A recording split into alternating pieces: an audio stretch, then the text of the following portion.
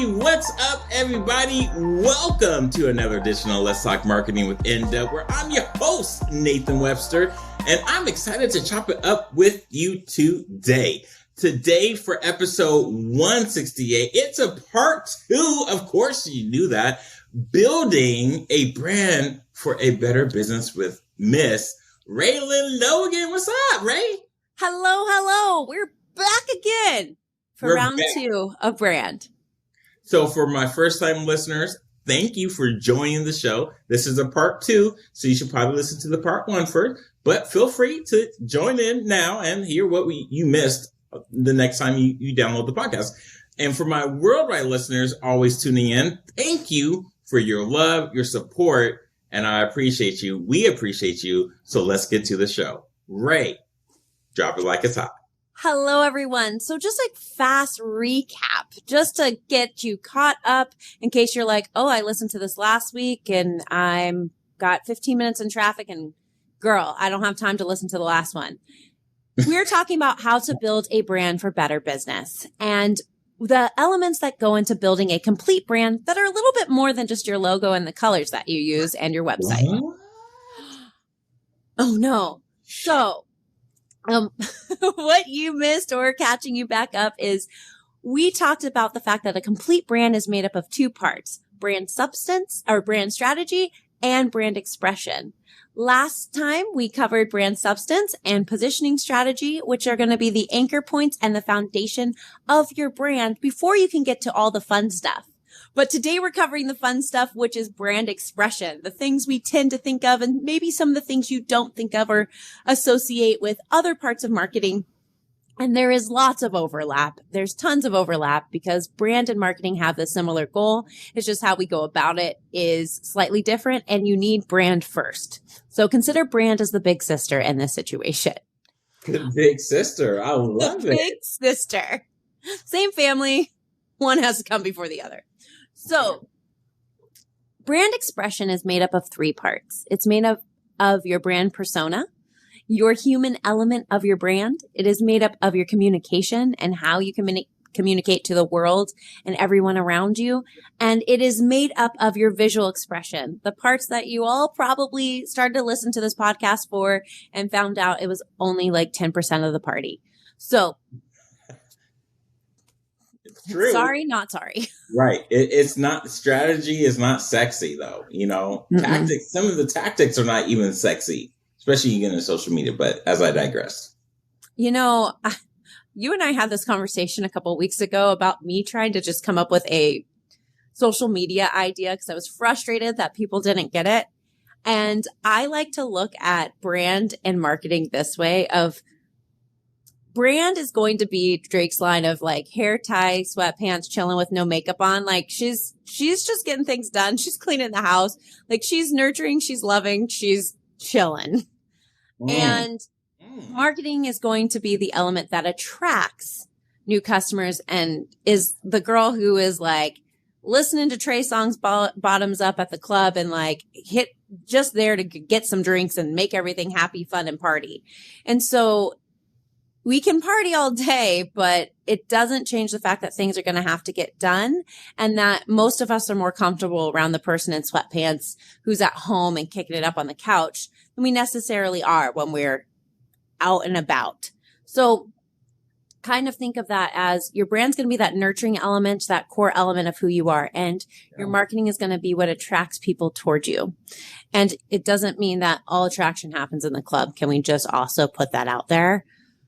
Don't think that that's going to change your marketing strategy any type of way. So, brand expression. So many things, but great analogies. We will have to eventually come back to that at some point. And please, not this episode, but we'll make it the next episode. We're going to get to the whole episode of like Drake versus Trey Songz. Here we go. My goodness. So brand persona, it's going to be that personality and voice of your brand. If your company was a person, what would they sound like? What would they look like? How would they interact with those around them? And a lot of these things can be found in figuring out what your brand archetype is, which is going to be rooted in the 12 core personalities that Carl Jung came up with when there was a huge psychology boom back in the early 1900s. And that's something I encourage that you Google. But every client I work with, I work hard to figure out what is their brand archetype. What is it that's going to drive them? What is their fears going to be? What is it going to be that makes them attractive to their ideal audience? And so ultimately, we are developing a living, breathing personality to your brand so people can feel connected and be one with you. Yeah. And that is important in today's society because us millennials and everybody who comes up after us decided that brands don't get a say anymore. Businesses don't have a say anymore. We have the say. And with the rise of social media and the transparency around the world with the internet, you can't hide and you can't just be a Toys R Us as mentioned in the last episode. So that's how it's going to be a game changer for you and your business. And the stronger that personality, the more you're going to be able to keep those around you in your orbit, as long as you keep to your brand substance of your values and purpose, mission, and vision.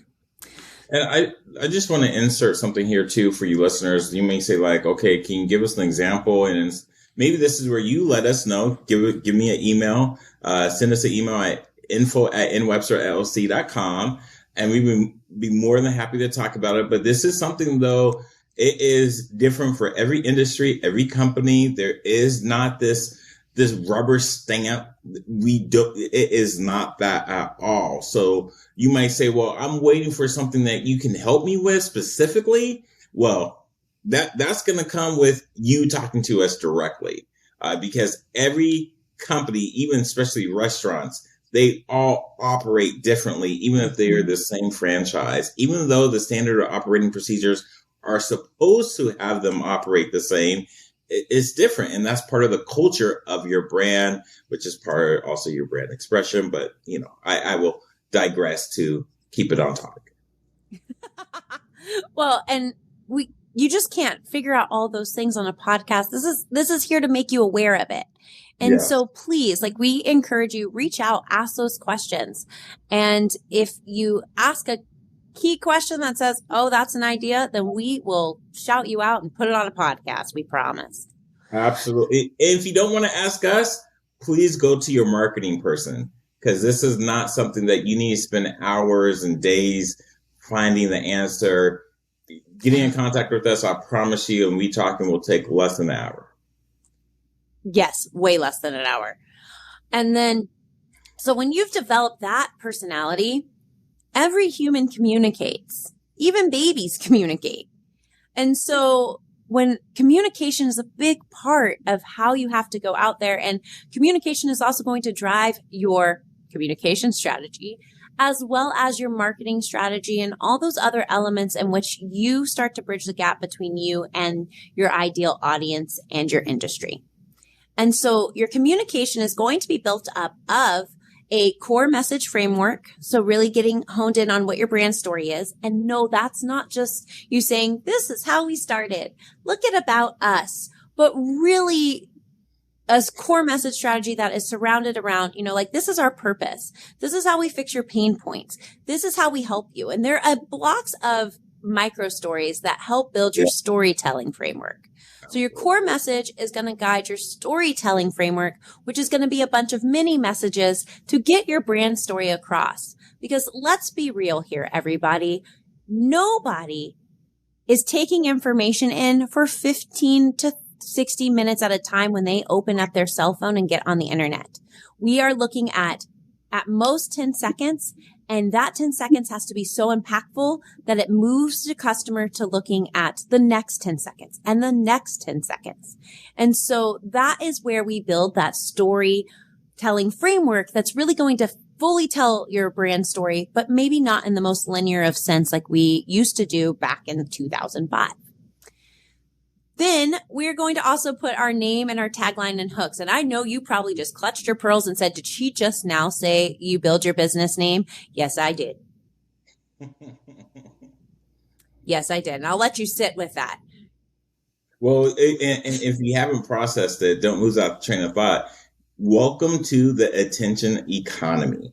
You have to, when I start working with my clients on the business coaching side, I'm like, that 30-second pitch, you have the opportunity to access the first 10 seconds, the first third, but you have to earn the other 66%. You don't get, if you want to keep talking, you can, but you may have lost some people. I can guarantee you lost some people. And so all the things that came before this, I bet you created your name first. And I just told you to create your name, not 1, 2, 3, 4, 5, 6, 7, 8, 9 steps later. That would be your 10th step, is to build your name and tagline. That hurts, doesn't it? It does, because people come to you after all of that is done. And the reason, if you have the opportunity, if you're listening to this and you're thinking about starting a business, congratulations. You have this in your belt. Like, you got this. And for everybody who's ever come to me and they're like, I think I need to change my name.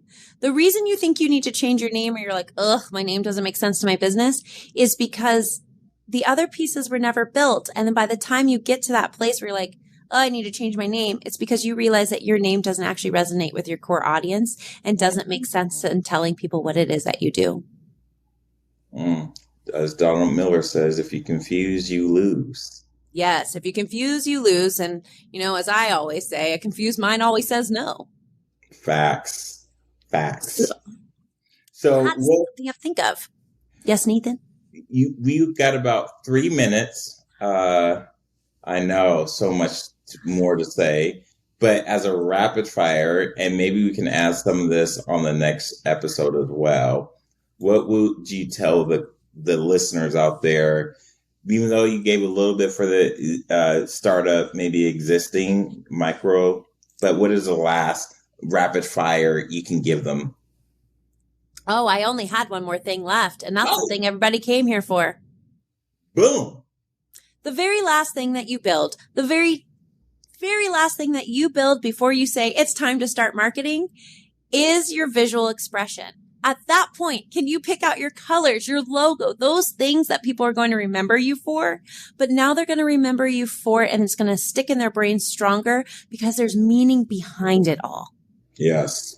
There's meaning behind it all. And it is done in such a strategic way that it is created and thoughtful to who it is that you're trying to attract, who it is that you are as a company.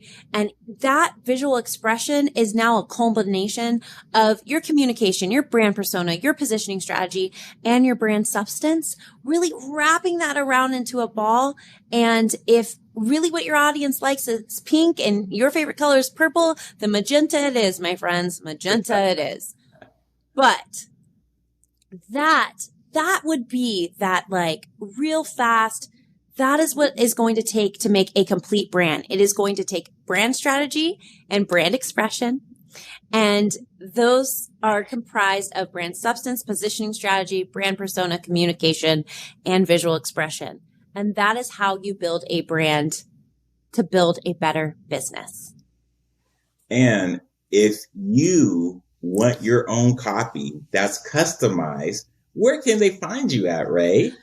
If you want to go through this and build an extraordinary brand with me, then you will find me both on Instagram and LinkedIn. On Instagram, it is at Gray Digital Marketing. That is Gray with an A, Digital, MKTG, because otherwise it'd be too long.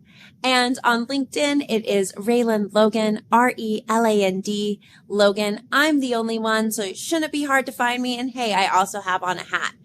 But I would love to work with you. I do specialize in taking ordinary brands to extraordinary with a little extra, and I can do it in under 3 days if you got the time. So would love to work with you, would love to bring your brand to life. And if you're like, how do you spell her name again? You can always reach out to Nathan because he knows how to get a hold of me real fast.